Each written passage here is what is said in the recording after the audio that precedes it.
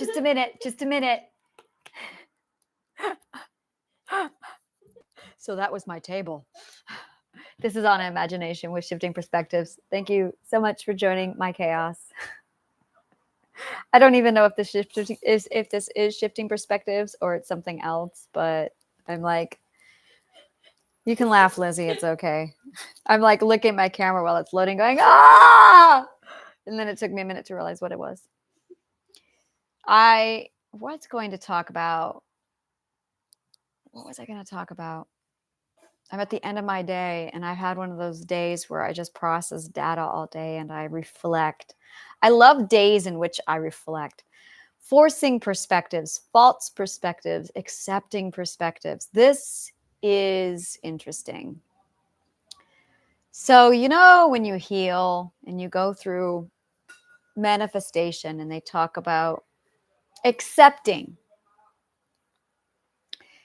and all the work I do is 100% perspective psychology. And I talk about invasive perspectives that come into you and literally invade your mind, and then they compete with your perspective. But there's another kind, and that is grief. Grief is when you resist your perspective from shifting. It's when you resist it from, you basically resist accepting a new one. You have a false perspective. And we have this a lot when we're in a relationship. We have perspective A that we think is the relationship. This is when you think the relationship is fantastic. And then suddenly your partner says, yeah, it's horrible for me, goodbye. And you're going, what the hell? And we're blindsided. That is actually caused from false perspectives. And then the other is forcing perspective. It's when the person has very clearly stated no or yes, or they rejected you. There's something there that very clearly establishes this is X, and they go away, and you're sitting there in a position where you're just like, what do you do? And you basically gaslight yourself and put yourself in a position where you are forcing your own perspective, what you desire, into your own perspective, even though it's absolutely opposite from what somebody told you. We see this a lot with narcissists. I don't want to use that word because I have so many things to say on schizophrenia, but we see this a lot with people who basically have a problem with rejection, so that they will hear the rejected no, and then they will twist it so they can avoid the rejection. And that's it right there, is they are so fearful of rejection that they will twist whatever truth they are given, any obvious truth, so that they can avoid changing their perspective. When you do any of this, all of these things is literally, basically, it's when you resist a perspective, whether it's putting a forced one inside your own perspective, whether it's hanging on to a false one, or it's basically just not accepting any kind of a perspective. We see this a lot with grief. So when somebody receives news about grief, news about somebody's dying or passing, the immediate response to that is a resistance to accepting the truth. We see this with breakups. And that's why a lot of people will hang out in depression and grief. I'm going to say grief specifically and not depression. And it is because they are completely resisting that change. It is a really different experience than, it is a very different experience than invasive perspective, because invasive perspective is very clear. You have somebody on the outside forcing information into you that you don't want, that is incompatible with your logic and system. But the flip side of that is when you are your own gaslighter, when you are your own avoider. And that's really this is a projection. Abuse is when a perspective is projected onto you. And the opposite side of that is when a perspective is avoided. So you have a projection of a perspective that is invasive and invading you, and that's the abuse. And then you have your own avoidance. So you are resisting and avoiding a change in perspective. And that is where you get grief or abuse. Completely different creatures, really completely different creatures. Like, it's extraordinary how much different they are. And I talk all the time on projection of somebody else's perspective onto you, perspective abuse. I never talk about the flip side of that. When you are using a perspective to resist the true perspective or an aligned perspective. And the reason why is because I was stuck in my own. And yeah, that's what this comes down to, is this massive reality of part of the grief that I've been handling. The grief, it's been a year, like a year and a half. And it was, okay, there's the perspective. And then I was blindsided. And then it was, okay, well, based on ABC, based on the behavior, the words, and the energy, I'm getting that this is what I'm dealing with. So I drew my own conclusion. And then I saw his behavior and his words, and I was watching his energy and his occasion. He had two kinds of behaviors. So I formed two different kinds of perspectives, and I'm going, well, which one is it? And it became this toggling war in my head where I had to choose. And this is where I would toggle between the two perspectives, where I would go, are we together? Aren't we together? What's going on? And there was just massive confusion. And every time I reflected on where he was, as far as what I thought and all of the logical deduction, I would be like, I swear we're still together. It feels like we're still together. Everything feels like A, which is what I want and which is what it feels like he wants. But then he would say something or do something, and that would reflect this over here, and it would be very contradicting.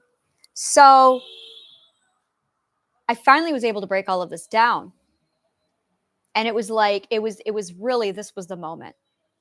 It was the cognitive dissonance that I've had for a year and a half, cognitive dissonance extreme. And I knew it was grief.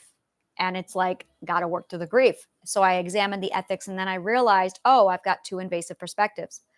And it finally got to a point where I finally said, I prioritize, this is funny.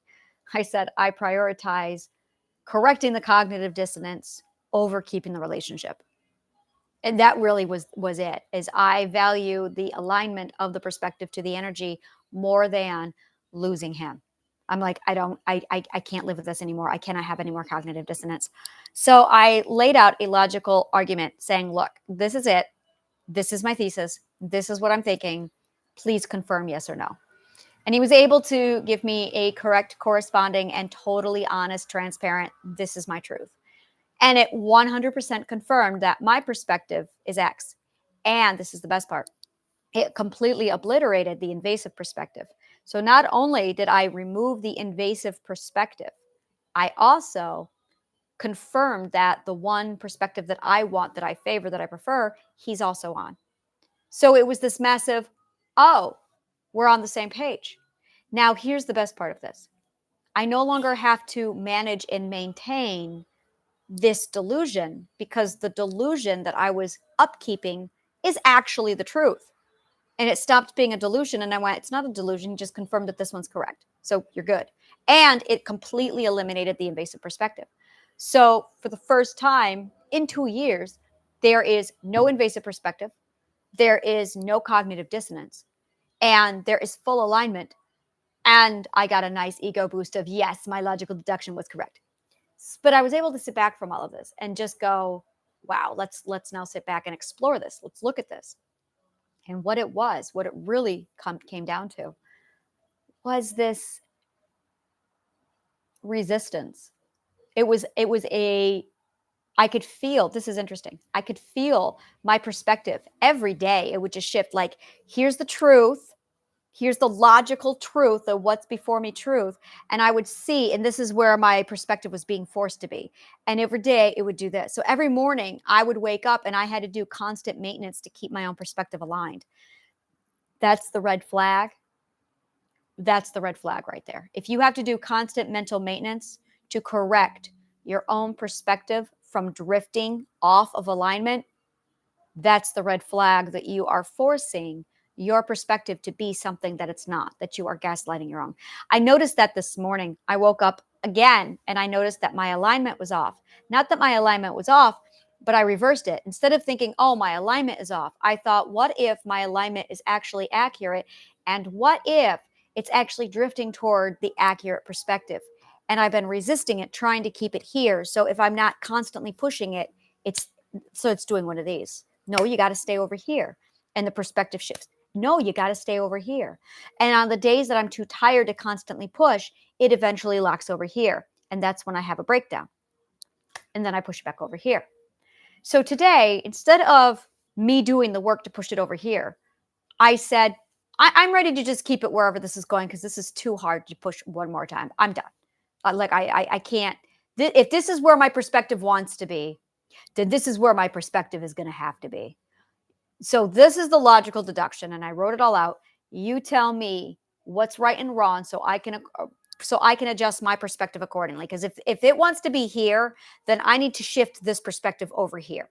Turns out he corrected it this time, gave me the information, and instantly it's there. And I went, actually, it's still here, but it's now like, oh, well, now I don't have to do any work. Now the perspective is exactly where I want it to be. Now, had he come back and said, no, this is over, and I was totally, like, I was bracing for that. I was prepared. And then it's still sitting here, and I'm like, wow, look at that. The invasive perspective is gone. I have the results that I want. He has the results that he wants. We're actually on the same page. There's nothing for me to do. Suddenly, my perspective is aligned, and it's not taking any work to do so. So, when you have your perspective, it is vital that you are also not the one abusing yourself. It's vital that you are also maintaining the perspective that you have, the right one. And there is no maintenance required. All you have to do is boundary up. That should be the only maintenance required for your perspective. If you're having to constantly go through a checks and balance systems on your perspective, as long as it's purified and fortified, as long as your perspective is purified, as long as it is fortified with a boundary, you should be fine. I'm going to write those words down because I love those words. That's it right there. You need a purified perspective. Purify your perspective. And you need a fortified perspective. Once you get to the purified perspective and you fortify it, there should be zero maintenance. And this is the best part of all of this. This is my favorite part. The full moon naturally purifies your perspective. You don't have to do anything.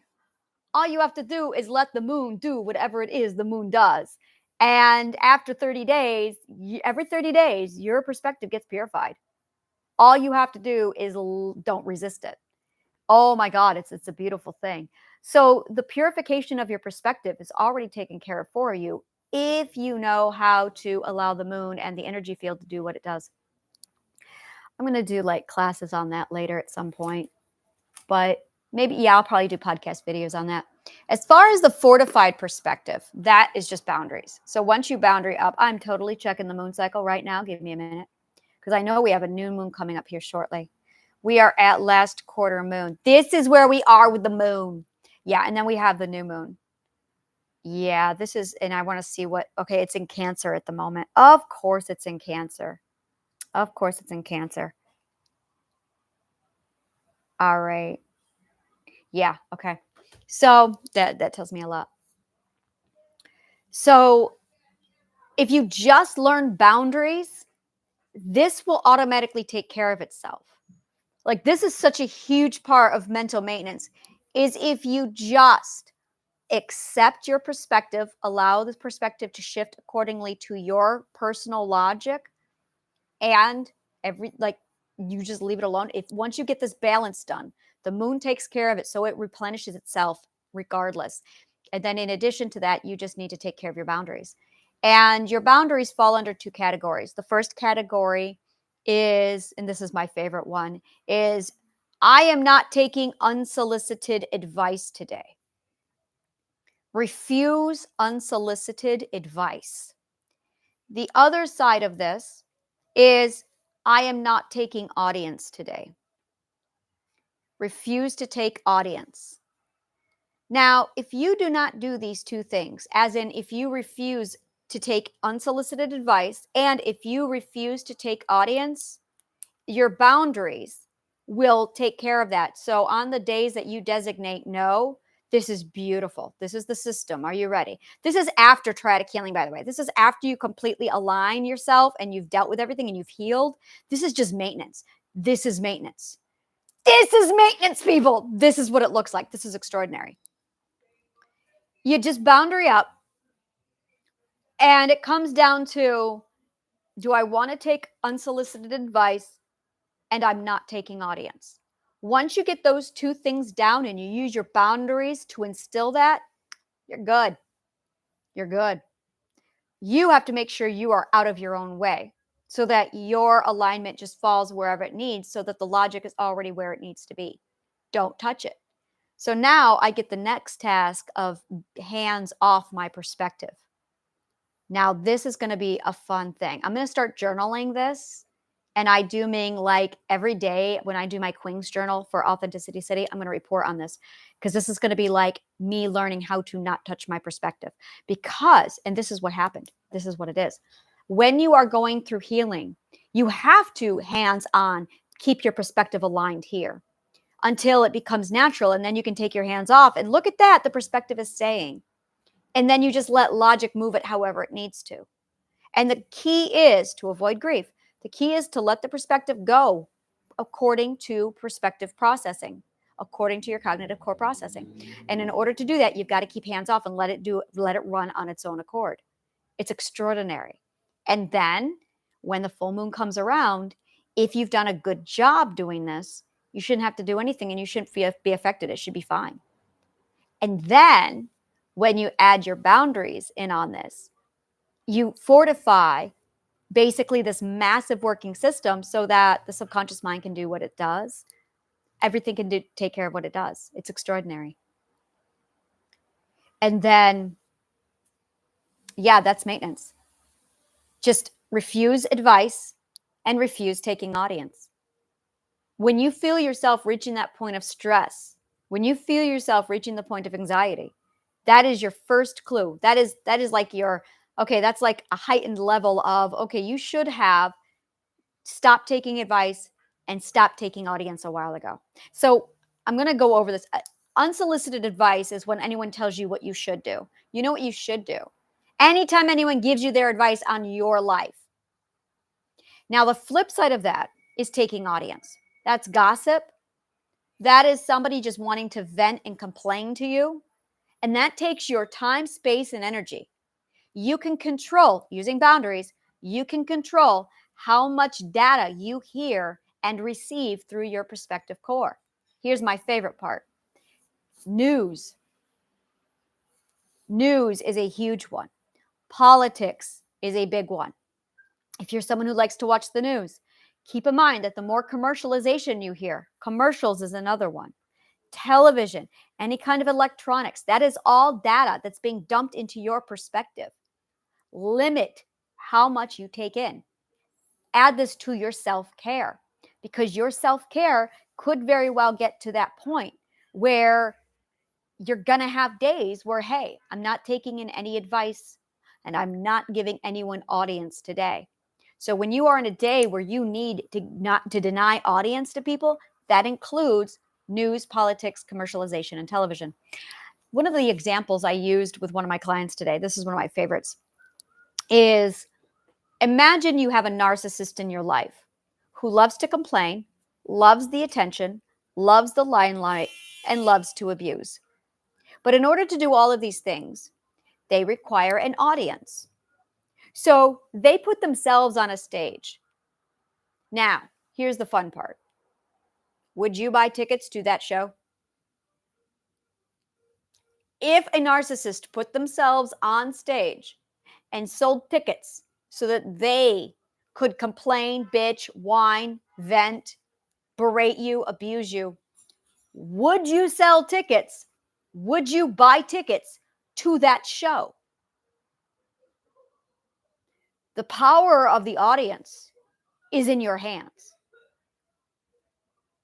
So Every time someone comes to you and they want to vent, they want to bitch, they want to complain, they want to tell you what's wrong with you, you don't have to buy tickets to that show. There are like 18 million shows on Broadway. Why are you buying tickets to that one? When you think about it in that light, suddenly it's, would you pay money for this? Would you pay money for that show? And if you wouldn't, why are you listening to it? Now, here's the thing. This is the great thing. Well, they're my friend. Oh, oh. If that's the kind of stuff that you have to listen to maintain a friendship, you really need to reevaluate your friendships. You really need to sit back and evaluate whether or not that is the kind of relationship you really want to have. Not all friendships have to be like that. In fact, no friendship has to be like that. It is not a show. One of my partner and I have this fantastic little game we play. Oh my God, this is hilarious.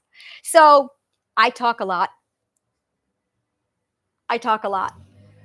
And one of the reasons why I started podcasting was because he needs space. He was like, Anna, I love you. I can't do this anymore. I did not just suddenly start talking 9 months ago. Where do you think that went?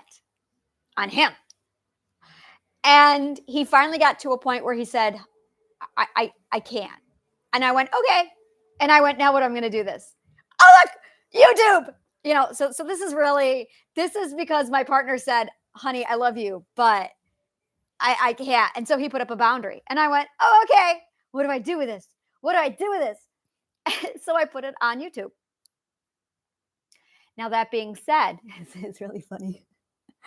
When I'm talking to him, there are certain topics that I know he doesn't enjoy, like psychology. So when I'm talking to him, there are topics where I know he really likes to hear. And then there are topics where he really does not enjoy. And then there's topics where I'm not quite sure how he feels about them. So we have a thing that we do. This is one of the best parts about our relationship. I will talk to him and he will go, Anna, can we change the channel? Sure. And he literally, it's one step away from him picking up a remote and like clicking at me. Sometimes he'll just poke at me and he'll be like, change the channel. Sometimes it'll just be him holding up his hand and I'll know, oh, he needs me to change the channel. And I will completely change the topic. And he'll like flip through 4 channels before he'll get to one he likes sometimes. And then he's fine. Okay, so the movie Up, where the girl's like, blah, blah, blah, blah, blah, blah, and he just quietly grins at her. That's the kind of relationship I have with mine. That's it right there. I like you. You don't talk. Yeah, that's it. 1000%. That is it. And that's where I'm at, where I'm just like, blah, blah, blah, blah. And so he's got this thing where he'll be like, I love hearing you talk, but I don't like the subject matters. Let's change the subject. So he'll just change the topic, changes the topic, channel switches, and I'm off to something else. The point is, just because you have a friendship with someone or a relationship with someone doesn't mean you sign on for all of their television viewing entertainment purposes. It doesn't mean that at all. Not at all.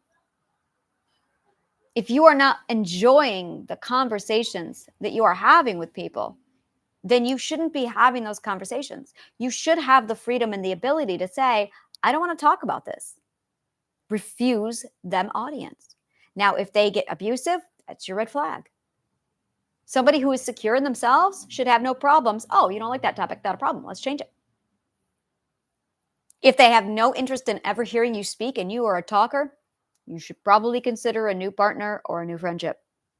If you have somebody who does enjoy hearing you talk, but they are selective on what they can talk about, that's a boundary. You can deny their audience. You don't have to listen to their bullshit. This is 2 ways. This is absolutely a 2-way. So use your boundary to deny audience. And then there's going to be days where you're mentally healing and you're going, okay, I'm just at a point where I can't have audience today. There's days I just can't do it, where you need to shut all voice and all noise off. Those are some of my favorite days. And what you are doing on those days is preserving your perspective. So you have purifying your perspective and then preserving your perspective. Wow, this is a really awesome conversation right now, because this is like, I have been wanting to dive into the maintenance of your perspective since I did this, and I just haven't gotten around to it. This is 100% mental maintenance, is preserving your perspective and purifying your perspective. And then solidifying your perspective is actually the process. Are you ready for this? Solidifying your perspective is the process of healing. That's when you get to define your perspective. That's when you get to clean out your perspective. So and that's it really. If you were taught properly, then you would be doing this naturally without a problem. But we're not taught this. So when you finally get to that point where you're ready to go through healing, you need to go through all of these different processes of solidifying, preserving, purifying, fortifying the perspective, all of that. And once you get into the juggling, once you understand how is this affecting my perspective, I need to solidify the perspective, define the perspective, cleanse the perspective, heal the perspective, restore my perspective, and then preserve your perspective. And then it goes to that point where you're just purifying and fortifying it. And then the moon comes along and it purifies it, and then you're fortifying it. This is called perspective maintenance. And that's it. That is it right there. It is literally perspective maintenance. And once you get done with healing, this is all it is. It is absolutely highly effective. And it just takes your boundaries.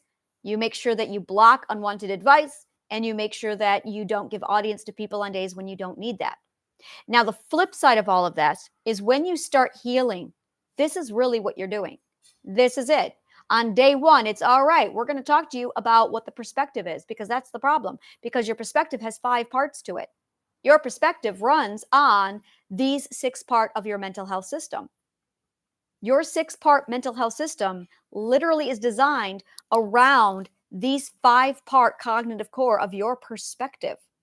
This is all it's about. Absolutely, this is all it is about. And that is decided by your compass. And your compass is your identity, your relativity, and your creativity. Once you define your compass, your combination theory, your perspective abuse, that also tells you exactly where you need to be in all of this. That way you can see and register exactly how the whole thing fits together. And that concludes triadic healing. Well, that's done. I finally have gone full circle. This is nice. I see it now.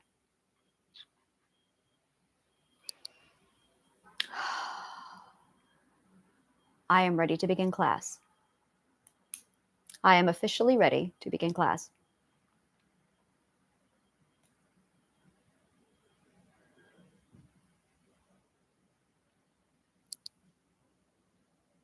Any questions?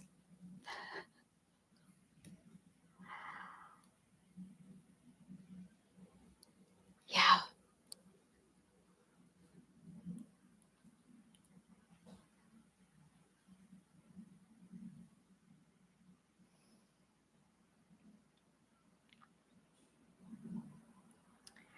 I teach classes on Mondays at 11 o'clock Eastern Standard Time. That is the only place you have access to me for triadic healing. The other place that is available is for my philosophy classes. That is a very casual setting. Philosophy classes are on Tuesday night at 7 o'clock Eastern Standard Time. Probably going to be 6 o'clock. I'd rather start those at 6 o'clock. So Tuesdays at 6 p.m. Eastern Standard Time are my philosophy classes. And then I have my Dungeons and Dragons games on Thursday nights. Take a look at the Linktree account below. That is the directory to the city. You can get all the information you need there. Thank you so much. And may the kindest of words always find you.